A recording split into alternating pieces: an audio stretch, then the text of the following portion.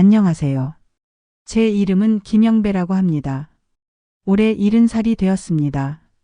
시청 세무과에서 35년 동안 근무하다 정년퇴직한 공무원입니다. 오늘 이렇게 제 이야기를 시작하는 것도 어색하네요. 목소리를 내는 일이 이렇게 낯설게 느껴질 줄은 몰랐습니다. 퇴직한 지 5년이 지났는데 가끔은 제가 이 세상에서 반쯤 사라진 사람 같다는 생각이 듭니다. 퇴직하던 날을 아직도 생생히 기억합니다. 동료들이 작은 송별회를 열어주었고 과장님은 이제 자유롭게 여행도 다니고 취미생활도 하면서 행복하게 사세요라고 말씀하셨죠. 그때는 저도 그럴 줄 알았습니다. 출근 시간에 맞춰 일어나지 않아도 되고 상사의 눈치를 보지 않아도 되고 온전히 제 시간을 가질 수 있다는 생각에 설레기도 했으니까요. 하지만 현실은 달랐습니다. 퇴직 첫날 평소처럼 새벽 6시에 알람이 울렸고 저는 습관적으로 일어났습니다. 그리고 갑자기 깨달았죠. 아, 더 이상 출근할 필요가 없구나. 그 순간 느꼈던 공허함이 아직도 기억납니다. 35년 동안 매일 아침 같은 시간에 일어나 같은 길을 따라 출근하던 일상이 하루아침에 사라진 거죠. 아내는 그때 저에게 많은 위로가 되었습니다. 영배 씨, 이제 우리 둘이 하고 싶었던 거 다 해보자. 제주도도 가고 그동안 바빠서 못 봤던 영화도 보고. 그렇게 퇴직 후 1년은 비교적 괜찮았습니다. 공무원 연금이 매월 240만 원씩 들어오니 당장 생활에 큰 걱정은 없었습니다. 아내와 함께 제주도 여행도 다녀오고 가끔 옛 동료들과 만나 술도 마셨습니다. 그러다 퇴직 2년째 되던 해 갑작스러운 비극이 찾아왔습니다. 아내가 갑자기 뇌출혈로 쓰러진 거죠. 병원에 도착했을 때는 이미 의식이 없었고 일주일을 버티다 세상을 떠났습니다. 30년을 함께한 동반자를 잃은 충격은 말로 표현할 수 없었습니다. 장례식에는 미국에 살고 있는 아들과 지방에 사는 딸이 와주었지만 장례를 마치고 나면 다시 각자의 삶으로 돌아가야 했습니다.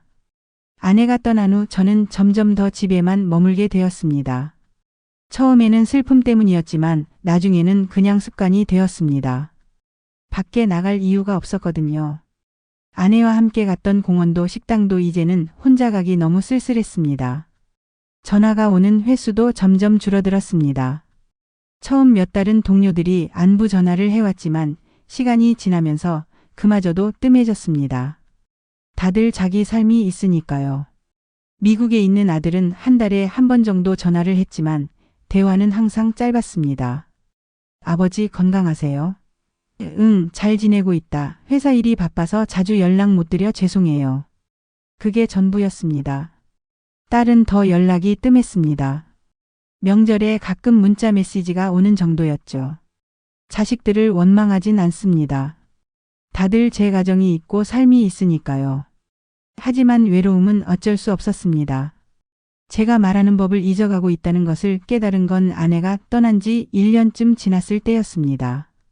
하루는 제가 거울을 보다가 문득 오늘 날씨 참 좋네라고 말했는데 제 목소리가 너무 낯설게 들렸습니다. 목이 쉰 것 같고 어색했습니다. 그때 깨달았죠. 제가 며칠 동안 한마디도 하지 않았다는 것을. 사람과 대화할 일이 없으니 자연스럽게 말을 하지 않게 된 겁니다. 퇴직 후 3년이 지나자 저는 완전한 은둔 생활을 하고 있었습니다. 아침에 일어나면 TV를 켜고 점심때 잠깐 편의점에 나갔다가 저녁에는 다시 TV 앞에 앉아 있는 생활의 반복이었습니다. 편의점 직원과 나누는 2,500원입니다. 네, 여기 있습니다. 라는 짧은 대화가 하루 중 유일한 사회적 교류였습니다. 사람들은 공무원 출신이면 노후가 편안할 거라고 생각합니다. 물론 연금 덕분에 경제적으로는 극심한 어려움은 없습니다. 하지만 돈이 있다고 해서 행복한 것은 아닙니다. 서울 외곽에 18평 아파트가 있고 예금도 3천만 원 정도 있지만 그게 무슨 의미가 있을까요? 함께 나눌 사람이 없는데 말입니다. 퇴직 후 5년이 지난 지금 저는 스스로를 바는 세상에서 사라진 사람이라고 생각합니다. 아무도 제게 전화하지 않고 아무도 찾아오지 않으며 아무도 제가 어떻게 지내는지 궁금해하지 않습니다. 가끔은 내가 오늘 사라져도 누구도 모를 거야 라는 생각이 들 때도 있습니다. 그런 생각이 들면 무서워집니다. 제 하루는 너무나 단조롭습니다. 아침 8시쯤 일어납니다. 예전에는 새벽 6시에 일어났지만 요즘은 잠들기가 어려워 새벽 2, 3시까지 뒤척이다 보니 자연스럽게 기상시간도 늦어졌습니다. 일어나자마자 하는 일은 TV를 켜는 것입니다. 주로 뉴스나 정치 토론 프로그램을 봅니다. 실제로 내용을 다 이해하거나 집중해서 보는 것은 아닙니다. 그냥 집안에 사람 목소리가 있는 것 같아서 틀어놓는 거죠. 아침 식사는 간단하게 먹습니다. 대부분 인스턴트 음식이나 편의점에서 사온 삼각김밥 같은 것들입니다. 아내가 살아있을 때는 항상 따뜻한 밥과 국, 반찬이 있었는데 이제는 그런 식사를 할 이유가 없어졌습니다. 혼자 먹는 밥이라 뭘 먹든 맛이 없고 요리하는 것도 귀찮습니다. 오전 10시쯤이면 집안일을 조금 합니다. 설거지를 하거나 빨래를 돌리는 정도죠. 사실 이것도 며칠에 한 번씩 합니다. 찾아오는 사람도 없고 나가는 일도 거의 없으니 집이 지저분해도 크게 신경 쓰지 않게 됐습니다. 아내가 살아있을 때는 항상 깨끗하게 청소하고 정리했었는데 이제는 그럴 의욕이 없습니다. 집안일을 마치면 커피 한 잔을 마십니다. 이것이 하루 중 가장 기다려지는 순간 중 하나입니다. 아내와 함께 마시던 커피 습관은 아직도 남아있네요. 다만 예전에는 대화를 나누며 마셨다면 지금은 창밖을 멍하니 바라보며 마십니다. 아파트 단지 내 작은 공원이 보이는데 가끔 엄마들이 아이들과 놀러 나오는 모습을 보면 괜히 마음이 아픕니다. 저도 아들이 어렸을 때 저렇게 놀아줬었는데 그 시간이 얼마나 소중했는지 그때는 몰랐습니다. 점심시간이 되면 또다시 편의점으로 갑니다. 대부분 즉석밥과 반찬을 사옵니다. 가끔은 근처 분식집에 가기도 하지만 혼자 밥 먹는 게 어색해서 자주 가진 않습니다. 특히 식당에서 몇 분이세요? 라고 물을 때 혼자요 라고 대답하는 순간이 너무 서글퍼서요. 그래서 대부분 집에서 먹습니다. 오후 시간은 주로 인터넷을 합니다. 컴퓨터로 뉴스 기사를 읽고 댓글을 보는 게 일상이 됐습니다. 가끔은 저도 댓글을 달기도 합니다. 주로 정치나 사회 문제에 대한 불만을 표현하는 내용이죠. 그게 제가 세상과 소통하는 유일한 방법이 된 것 같습니다. 물론 실명도 아니고 누구도 제가 누군지 모르지만 그래도 뭔가 의견을 표현하고 있다는 느낌이 들어서 계속하게 됩니다. 퇴직 전에는 취미로 등산을 좋아했습니다. 한 달에 한두 번은 동료들과 함께 산에 올랐죠. 하지만 이제는 그런 모임도 없고 혼자 가기에는 의욕이 생기지 않습니다. 집 근처 공원을 산책하는 것으로 만족합니다. 그마저도 일주일에 한두 번 정도입니다. 저녁 시간은 가장 길고 외로운 시간입니다. 7시쯤 저녁을 먹고 나면 밤 11시까지 그냥 TV만 봅니다. 특별히 보고 싶은 프로그램이 있어서가 아니라 그냥 집안이 조용하면 더 외롭기 때문입니다. 가끔은 소주 한 병을 마시기도 합니다. 예전에는 친구들과 어울려 술을 마셨는데 이제는 혼자 마십니다. 술을 마시면 잠이 좀 더 잘 오기도 하고 외로움도 잠시 잊을 수 있어서요. 밤에는 불면증으로 고생합니다. 잠자리에 누워도 쉽게 잠이 오지 않습니다. 그러다 보니 스마트폰으로 유튜브를 보거나 다시 뉴스를 보는 일이 많습니다. 새벽 2, 3시가 되어서야 겨우 잠이 들고 다음날 아침이면 똑같은 일상이 반복됩니다. 제 하루가 이렇게 무의미하게 흘러가는 것이 가장 큰 고통입니다. 퇴직 전에는 일이 너무 많아 쉴 시간이 없다고 불평했는데 이제는 할 일이 없어서 괴롭습니다. 세무과에서 일할 때는 매일 해야 할 일이 있었고 마감 기한도 있었고 책임감도 있었습니다. 그런 것들이 사라지니 삶의 목적과 의미도 함께 사라진 것 같습니다. 가장 슬픈 것은 말할 사람이 없다는 것입니다. 편의점에서 이거 계산해 주세요라는 한마디가 하루 중 유일한 대화인 날도 많습니다. 처음에는 이런 상황이 부끄러웠습니다. 나같이 세무과에서 중요한 일을 하던 사람이 이렇게 고립되다니라는 생각이 들었죠. 하지만 시간이 지나면서 그런 자존심마저 사라졌습니다. 이제는 그냥 현실을 받아들이게 됐습니다. 퇴직 전에는 조용히 책도 읽고 혼자만의 시간을 즐길 거야 라고 생각했는데 현실은 전혀 다릅니다. 혼자 있는 것과 외로운 것은 완전히 다른 문제라는 걸 이제야 깨달았습니다. 선택적으로 혼자 있는 시간을 갖는 것과 어쩔 수 없이 혼자 있어야 하는 상황은 천지 차이입니다. 아들이 미국에서 전화할 때면 아버지 취미생활이라도 하세요. 동네 노인정도 가보시고요라고 말합니다. 하지만 그게 말처럼 쉽지 않습니다. 35년 동안 공무원으로 살아온 제가 갑자기 새로운 환경에 적응하는 것이 얼마나 어려운지 아들은 모릅니다. 노인정에 가도 낯설고 새로운 사람들과 대화를 시작하는 것도 어색합니다.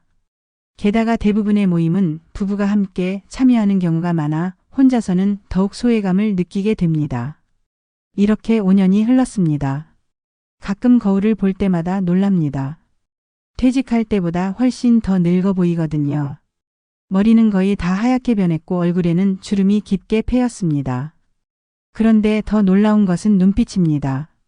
생기가 없어졌어요. 마치 반쯤 죽은 사람 같은 눈빛. 그 모습을 볼 때마다 나는 지금 잘 살고 있는 걸까? 라는 질문이 머릿속을 맴돕니다. 그렇게 무의미한 나날을 보내던 어느 날 작은 변화가 찾아왔습니다. 평소처럼 저녁거리를 사러 동네 슈퍼마켓에 갔을 때였습니다. 라면 몇 개와 소주 한 병을 계산대에 올려놓았는데 계산대에 있던 50대 후반으로 보이는 여자 직원이 저를 유심히 바라보더니 말을 걸었습니다. 아저씨 요즘 얼굴이 너무 안 좋아 보여요. 괜찮으세요? 처음에는 당황스러웠습니다. 5년 동안 낯선 사람이 관심을 갖고 말을 걸어온 적이 거의 없었거든요. 저는 그냥 대충 그냥 다 그렇죠라고 무심하게 대답했습니다. 사실 대화할 의욕도 없었고 누군가 제 상태를 걱정해 주는 것이 오히려 불편하게 느껴졌습니다. 그런데 그 직원은 계속해서 말을 이어갔습니다. 제가 여기서 일한 지 3년 됐는데 아저씨 계속 봐왔어요. 처음에는 부인이랑 같이 오시더니 어느 순간부터 혼자 오시더라고요. 그리고 점점 표정이 어두워지시는 것 같아서. 저도 남편을 일찍 여의고 혼자 살아서 그 마음 이해해요. 그 말에 갑자기 가슴이 뭉클해졌습니다. 누군가 저를 지켜보고 있었다니. 그것도 5년이나. 제가 아내와 함께 다니던 때부터 봤다니. 갑자기 눈시울이 뜨거워졌습니다. 다행히 마스크를 쓰고 있어서 눈물이 고인 것을 들키지는 않았습니다. 그 직원은 제게 작은 종이를 건네주었습니다. 저기 앞에 노인복지관에서 말벗 봉사하는데 한번 가보세요. 제 친정어머니도 거기 다니시는데 많이 좋아지셨어요. 사람이 너무 혼자 있으면 안 돼요. 그날 밤 저는 그 종이를 들고 오랜만에 깊은 생각에 잠겼습니다. 슈퍼마켓 직원의 말이 계속 머릿속에 맴돌았습니다. 사람이 너무 혼자 있으면 안 돼요. 맞는 말이었습니다. 저는 너무 오랫동안 혼자 있었고 그것이 저를 서서히 무너뜨리고 있었습니다. 다음 날 아침 저는 오랜만에 알람을 맞춰놓고 일찍 일어났습니다. 오전 6시. 공무원 시절 습관대로요. 오랜만에 면도를 꼼꼼히 하고 옷장 깊숙이 넣어두었던 정장 바지와 깔끔한 셔츠를 꺼내 입었습니다. 아내가 마지막으로 다려준 옷이었습니다. 옷에서는 아직도 아내가 쓰던 섬유 연제 향이 희미하게 났습니다. 그날 저는 3가지 목표를 세웠습니다. 첫째, 오랜만에 이발소에 가서 머리를 정리하기. 둘째, 점심을 편의점이 아닌 밖에서 먹어보기. 셋째, 노인복지관에 가보기. 작은 목표들이었지만 5년 동안 은둔 생활을 해온 저에게는 큰 도전이었습니다. 먼저 동네 이발소로 향했습니다. 예전에 자주 가던 곳이었지만 아내가 돌아가신 후로는 거의 가지 않았습니다. 이발사는 저를 알아보고 반갑게 맞아주었습니다. 어머, 김 선생님 오랜만이네요. 어디 아프셨어요? 한참 안 보이셔서. 아니요, 그냥. 집에만 있었습니다. 이발사는 더 묻지 않고 그냥 머리를 정리해 주었습니다. 머리를 자르는 동안 저는 거울 속 제 모습을 바라보았습니다. 하얗게 센 머리카락, 깊게 패인 주름, 생기 없는 눈. 그동안 저는 정말 자신을 방치했던 것 같았습니다. 머리를 자르고 나니 기분이 한결 나아졌습니다. 오랜만에 깔끔해진 모습이 조금은 예전의 저를 떠올리게 했습니다. 다음은 점심이었습니다. 용기를 내어 동네 작은 한식당에 들어갔습니다. 혼자세요? 주인 아주머니가 물었습니다. 네, 혼자입니다. 이번에는 그 말이 그렇게 서글프게 느껴지지 않았습니다. 된장찌개와 밑반찬이 나왔습니다. 오랜만에 제대로 된 한 끼를 먹는 기분이었습니다. 편의점 도시락과는 비교할 수 없는 맛이었죠. 식사를 하면서 주변을 둘러보니 저처럼 혼자 식사하는 노인들이 몇 명 더 있었습니다. 그들도 저와 비슷한 상황일까요? 문득 궁금해졌습니다. 식사를 마치고 마지막 목표인 노인복지관으로 향했습니다. 슈퍼마켓 직원이 알려준 주소를 따라 걸어가니 15분 정도 거리에 있었습니다. 사실 집에서 그리 멀지 않은 곳이었는데 5년 동안 한 번도 가보지 않았다니 스스로가 부끄러워졌습니다. 복지관 입구에 도착했을 때 잠시 망설였습니다. 과연 내가 여기에 어울릴 수 있을까? 나이든 남자 혼자 들어가면 이상하게 보지 않을까? 온갖 걱정이 밀려왔습니다. 하지만 이미 여기까지 왔으니 돌아갈 수는 없었습니다. 깊게 숨을 들이마시고 문을 열었습니다. 안으로 들어서자 생각보다 활기찬 분위기가 저를 맞이했습니다. 로비에는 여러 노인분들이 모여 이야기를 나누고 있었고 한쪽에서는 몇몇 어르신들이 바둑과 장기를 두고 계셨습니다. 또 다른 쪽에서는 노래교실인지 노래 소리가 들려왔습니다. 안내 데스크에 계신 40대로 보이는 여성 직원이 저를 발견하고 다가왔습니다. 안녕하세요. 처음 오셨나요? 네. 그냥 어떤 곳인지 궁금해서 왔습니다. 아, 그러세요. 저희 복지관은 65세 이상 어르신들을 위한 다양한 프로그램을 운영하고 있어요. 회원 등록하시면 무료로 이용하실 수 있습니다. 한번 둘러보시겠어요? 직원의 안내를 따라 복지관 내부를 둘러보았습니다. 컴퓨터실, 도서관, 체력 단련실, 프로그램실 등 다양한 시설이 있었습니다. 무엇보다 놀라웠던 것은 그곳에 있는 노인들의 표정이었습니다. 다들 활기차 보였고 웃음소리가 끊이지 않았습니다. 매주 월요일부터 금요일까지 다양한 프로그램이 있어요. 컴퓨터 교실, 스마트폰 활용법, 노래교실, 건강체조, 서예, 영어회화 등 취미활동부터 건강관리까지 다양하게 준비되어 있습니다. 관심 있으신 프로그램이 있으신가요? 솔직히 말하면 모든 프로그램이 낯설고 어색하게 느껴졌습니다. 35년 공직생활 동안 취미라고는 가끔 등산 정도였던 저에게 이런 활동들은 생소했습니다. 하지만 그 중에서 가장 부담 없어 보이는 것을 선택했습니다. 그냥 처음이라 뭐가 좋을지 모르겠네요. 그냥 구경만 해도 될까요? 물론이죠. 오늘은 오후에 바둑장기 모임이 있어요. 관심 있으시면 참관하셔도 좋습니다. 저는 그날 바둑장기 모임을 구경했습니다. 10여 명의 노인들이 둘씩 짝을 지어 대국을 벌이고 있었습니다. 저도 공무원 시절에 점심시간에 가끔 두던 장기라 어느 정도 규칙은 알고 있었습니다. 한쪽에서 구경하고 있으니 한 노인분이 다가왔습니다. 처음 오셨나 봐요. 저랑 한 판 두실래요? 처음에는 망설였지만 용기를 내어 수락했습니다. 오랜만에 두는 장기라 서툴렀지만 상대방은 친절하게 기다려 주었습니다. 결국 제가 졌지만 오랜만에 누군가와 함께하는 시간이 즐거웠습니다. 다음에 또 오세요. 저는 매주 화요일, 목요일에 옵니다. 김노인이라고 하죠. 네, 저는 김영배입니다. 다음에 또 뵙겠습니다. 그날 저녁 집으로 돌아오는 길에 오랜만에 마음이 가벼워졌습니다. 비록 짧은 시간이었지만 다른 사람들과 교류하고 대화하고 웃은 것이 얼마나 오랜만인지 모릅니다. 집에 돌아와서도 그날의 경험이 계속 머릿속에 맴돌았습니다. 그리고 이틀 후 저는 다시 복지관을 찾았습니다. 이번에는 조금 더 용기를 내어 회원 등록을 했습니다. 직원이 여러 프로그램을 소개해 주었고 저는 1단 장기 모임과 건강체조 2가지를 신청했습니다. 건강체조는 아내가 생전에 항상 운동 좀 하라고 잔소리하던 것이 생각나서 선택했습니다.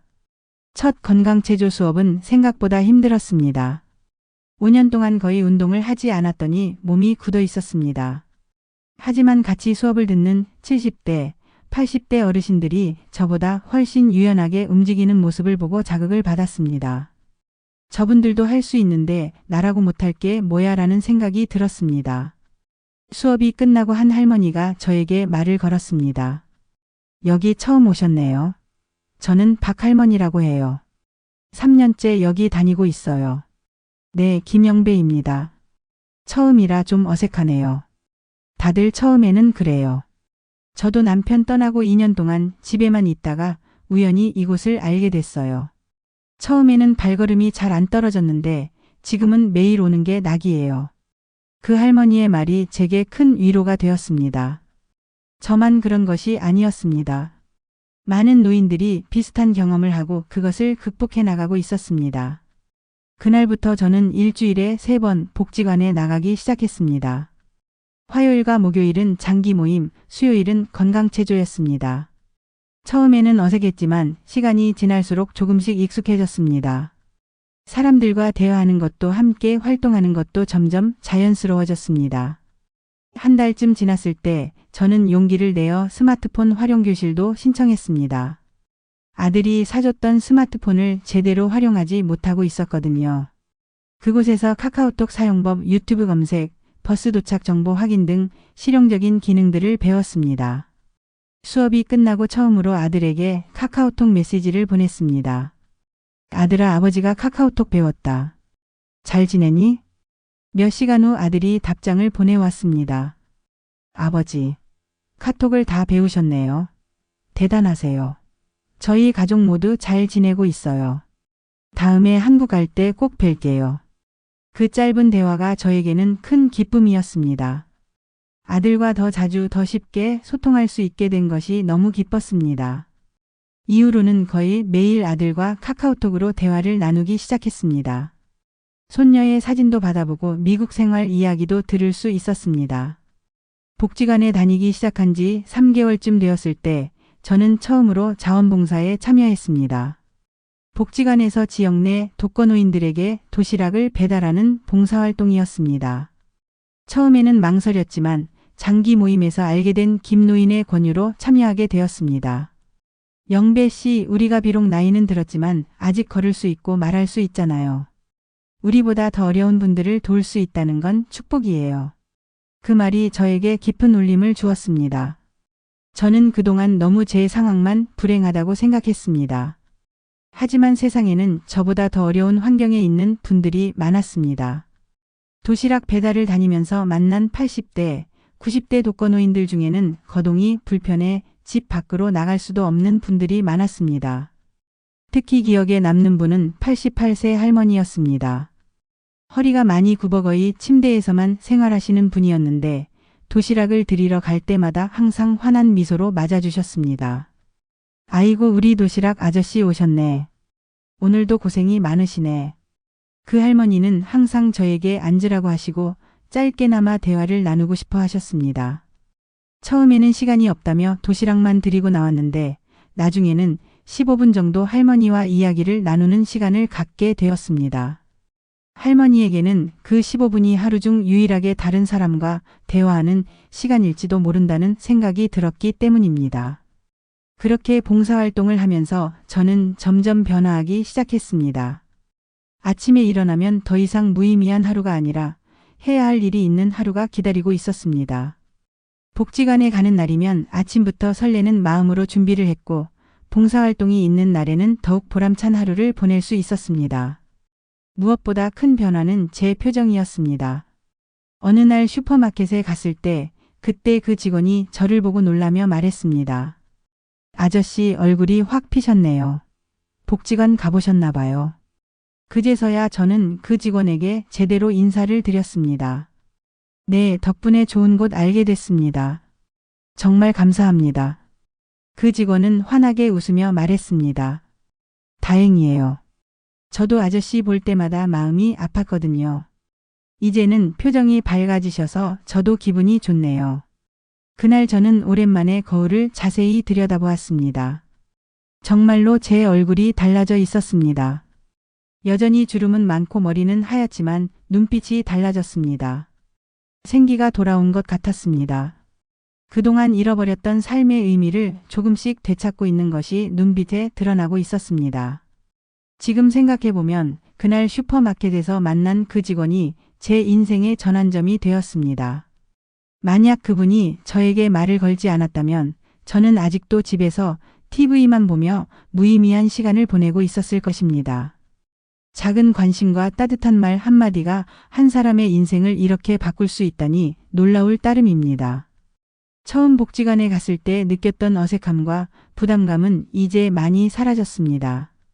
오히려 복지관에 가는 날이 기다려질 정도입니다. 그곳에서 만난 사람들과 진짜 친구가 되었고 함께 식사도 하고 가끔은 근처 공원을 산책하기도 합니다. 가장 큰 변화는 제가 다시 말하는 법을 기억해냈다는 것입니다. 이제는 하루 종일 아무 말도 하지 않는 날이 없습니다. 오히려 때로는 너무 말을 많이 해서 목이 아플 정도입니다. 특히 도시락 봉사를 다니면서 만나는 어르신들과 대화할 때는 저도 모르게 말수가 많아집니다. 그분들의 이야기를 들어주고 제 이야기를 나누는 것이 이렇게 즐거운 일인지 새삼 깨닫게 됩니다. 봉사활동을 통해 만난 한 할아버지는 저에게 이런 말씀을 하셨습니다. 영배 씨, 사람은 누군가에게 필요한 존재라고 느낄 때 살아있는 거야. 나이가 들어도 누군가에게 도움이 될 수 있다는 건 큰 축복이지. 그 말씀이 제 가슴에 깊이 새겨졌습니다. 저는 퇴직 후 쓸모없는 사람이 된 것 같은 느낌에 괴로워했습니다. 하지만 이제는 다릅니다. 비록 세무과 공무원으로서의 역할은 끝났지만 이제는 도시락 배달 봉사자로서, 복지관 회원으로서, 그리고 누군가의 친구로서 새로운 역할을 찾았습니다. 얼마 전에는 처음으로 딸에게 연락했습니다.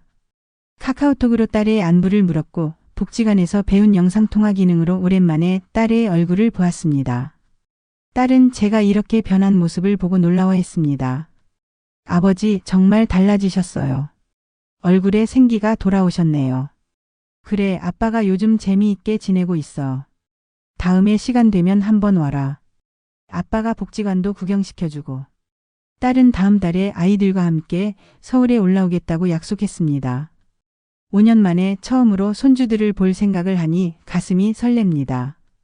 이제 저는 매일 아침 일어나면 그날의 계획을 세웁니다. 더 이상 무의미하게 시간을 보내지 않습니다. 월요일과 금요일은 도서관에서 책을 읽고 화요일과 목요일은 장기 모임, 수요일은 건강체조와 스마트폰 교실, 토요일은 도시락 봉사.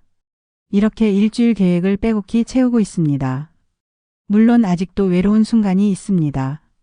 특히 밤에 잠자리에 들 때면 아내가 그립고 함께했던 시간들이 떠올라 가슴이 아플 때가 있습니다.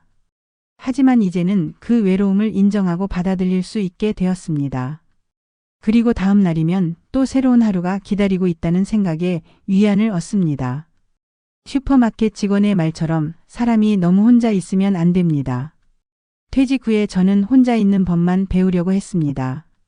하지만 진짜 배워야 할 것은 은퇴 후에도 사람들과 어울리는 법이었습니다. 이제야 그것을 깨달았습니다.